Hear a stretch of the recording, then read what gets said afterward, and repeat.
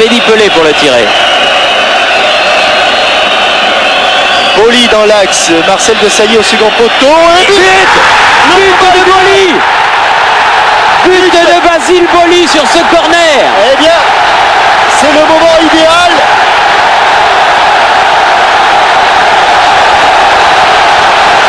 Quel coup de tête de Basile.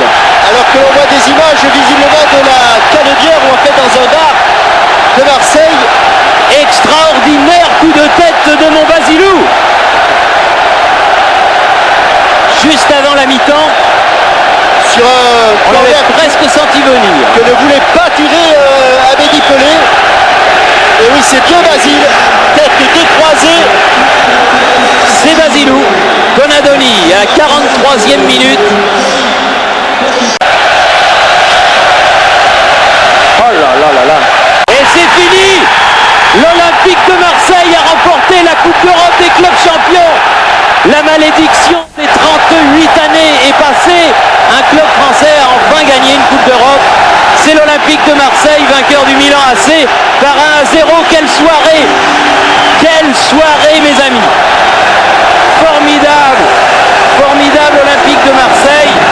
Formidable but de Basile Boli. Basile Boli qui a marqué le but qu'il fallait marquer juste avant la mi-temps. Et dans quelques instants, Didier Deschamps, alors que vous voyez la femme de Bernard Tapie, le docteur Huth, Noël Le Graët, qui sont tous très émus et qui agitent les couleurs, c'est grâce à ce but que la France a enfin remporté une Coupe d'Europe. Il a fallu venir dans ce merveilleux stade olympique de Munich Très bien. pour voir l'Olympique de Marseille gagner. Regardez la joie des Marseillais, c'est extraordinaire. On attendait ça depuis près de 40 ans et ça vient avec l'Olympique de Marseille. Regardez Bali, il a oublié les larmes de Barry.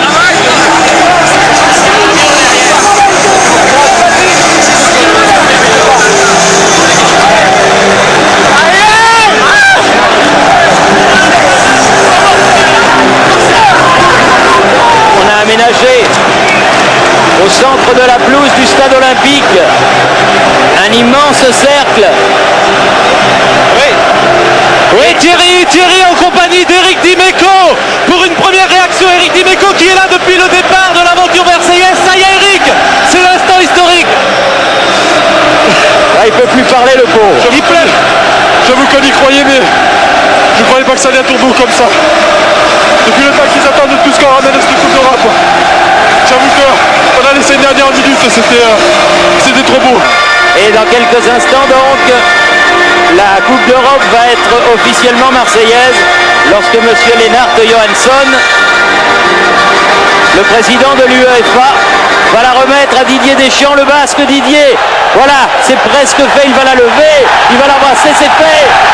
C'est fait, la France a gagné la Coupe d'Europe. Didier Deschamps l'a bien en main par les deux anses, cette Coupe d'Europe, superbe Olympique de Marseille. Et tous, ils vont la prendre chacun leur tour. Franck Sauzet qui va peut-être quitter Marseille pour l'Italie.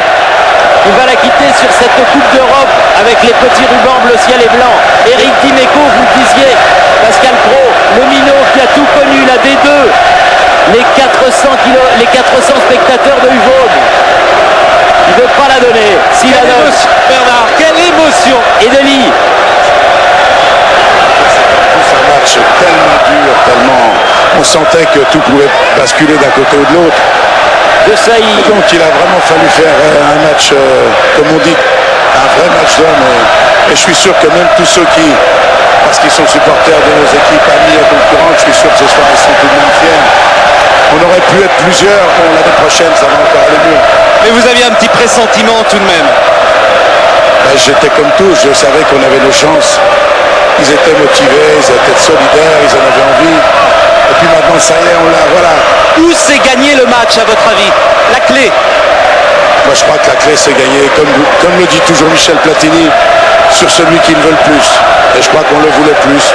Regardez, ils sont tellement contents. On est récompensé. Regardez Rudy Voller à 33 ans. Ben voilà, c'est pour ça que c'est magique le football. Merci Bernard, une nouvelle fois, merci. Et vous savez, quand Bernard Tapie dit que c'est un match d'hommes, c'est vrai parce que ce soir, si vous me pardonnez l'expression, il fallait en avoir. Il fallait être des hommes pour tenir le choc contre ce Milan AC. Car il y a eu un rouleau compresseur perpétuel, mais ils ne sont jamais passés. Abedi Pelé, formidable.